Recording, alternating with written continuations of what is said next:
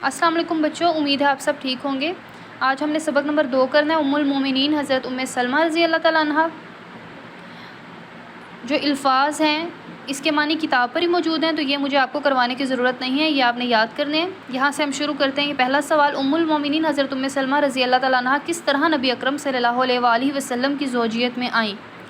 بچوں، ایک بات آپ نے ہمیشہ یاد رکھنی ہے کہ جہاں کہیں پر بھی کسی صحابی کا یا آپ صلی اللہ علیہ وآلہ وسلم کا ذکر ہو تو وہاں پر لازمی جہاں پر رضی اللہ تعالیٰ عنہ لکھنا ہے وہاں پر آپ رے اور زوات لکھا کریں لازمی، اور ویسے بہتر ہے کہ آپ مکمل ہی لکھا کریں۔ جہاں آپ اتنے الفاظ لکھ لیتے ہیں وہاں پر کوئی مشکل نہیں ہے کہ آپ پورا رضی اللہ تعالیٰ عنہ لکھیں۔ اور اسی طرح اگر نبی اکرم صلی اللہ علیہ وآلہ وسلم ہے تو بچے لکھنا گوارا نہیں کرتے، تو پلیز یہ بھی آپ لکھا کریں صلی اللہ علیہ وآلہ وسلم پورا لکھا کریں۔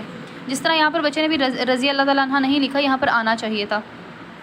خیر، اس کا جواب ہے حضرت سیدنا عمر فاروق رضی اللہ تعالیٰ عنہ حضرت ام سلمہ رضی اللہ تعالیٰ عنہ کے پہلے شوہر کی وفات کے بعد حضور صلی اللہ علیہ وسلم کے نکاح کا پیغام ان کے پاس لے کر آئے، جنہوں نے قبول فرمایا۔ اس طرح حضرت ام سلمہ رضی اللہ تعالیٰ عنہ آپ صلی اللہ علیہ وسلم کی زوجیت میں آئیں۔ اس کا دوسرا سوال ہے، نبی اکرم صلی اللہ علیہ وسلم نے حضرت ام سلمہ رضی اللہ تعالیٰ عنہ کو کیا سامان عطا فرمایا اور اس سے ہمیں کس چیز کا درس ملتا ہے؟ جواب، نبی کریم صلی اللہ علیہ وسلم نے حضرت ام سلمہ رضی اللہ تعالیٰ عنہ کو 2 چکیاں، 2 مشکیزیں اور 1 چمڑے کا تکیہ عنایت فرمایا، اور اس سے ہمیں سادگی کا درس ملتا ہے۔ سوال نمبر 3 ہے، ام المومنین حضرت عائشہ صدیقہ رضی اللہ تعالیٰ عنہ حضرت ام سلمہ رضی اللہ تعالیٰ عنہ کو کیوں دیکھنے آئیں اور دیکھنے کے بعد آپ کا کیا خیال تھا؟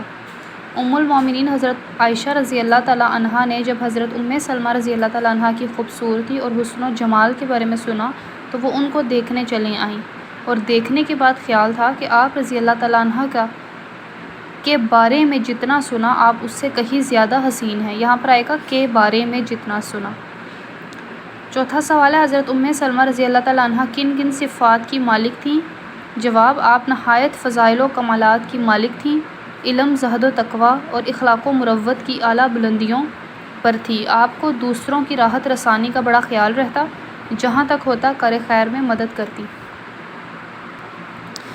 اگلا سوال ہے، ام المومنین حضرت ام سلمہ رضی اللہ تعالیٰ عنہ کی سیرت کے مطالعے میں جو بات آپ کو سب سے زیادہ اچھی لگی ہو اس سے وضاحت سے اپنے الفاظ میں تحریر کریں۔ آپ رضی اللہ تعالیٰ عنہ قرآن کریم کی تلاوت نہایت عمدہ انداز میں فرماتی، اور آپ رضی اللہ تعالیٰ عنہ قرآن کریم آپ صلی اللہ علیہ وسلم کے طرز اور لہجے میں پڑھتی۔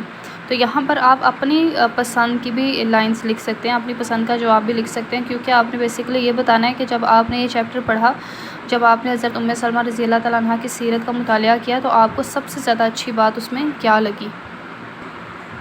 اس کے بعد اگلا سوال ہے، حضرت ام المومنین حضرت ام سلمہ کا سوانحی خاکہ مرتب کیجیے۔ تو اس کے سوانحی خاکے میں آپ نے لکھنا اصل نام ہند، کنیت ام سلمہ رضی اللہ تعالیٰ عنہ، پہلے شوہر کا نام عبداللہ بن عبد الاسد،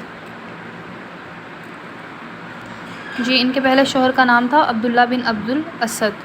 اہم صفات، اخلاق و مروت، علم، زہد و تقوی، اس میں آپ 2-3 اور بھی اہم صفات لکھیں گے، کیونکہ اگر آپ چیپٹر پڑھیں گے تو آپ کو ان کی بہت سی خوبیاں ملیں گی۔ وفات 60 ہجری، تدفین جنت البقیع، اور زندگی سے حاصل ہونے والا سبق آپ نے ہمیشہ خود لکھنا ہوتا ہے، کیونکہ پتہ چلے کہ آپ نے چیپٹر جب آپ نے سبق پڑھا تو آپ نے اس سبق سے کیا سیکھا، اور آپ نے یہاں پر وہ لائنز لکھنی ہیں۔ اس کے بعد اس کی ایکسرسائز کے کوسچنز ہیں، وہ الفاظ جو کسی اسم کی کیفیت کو ظاہر کریں وہ اسماء کیفیت کہلاتے ہیں، اور یہاں پر کچھ اسم ہیں جن کی اسماء کیفیت آپ نے لکھنے ہیں۔ یہ کام کتاب میں بھی ہے۔ اسم آدمی، تو اس کی اسماء کیفیت کیا ہوگی؟ آدمی، آدمیت، زندہ، زندگی، بچہ، اور بچہ کی جگہ آپ نے لکھنا ہے بچپن، کیونکہ اگر آپ بچہ کی جگہ بچی لکھیں گے تو وہ اس کی کیفیت نہیں بلکہ اس کا مونس ہو جائے گا۔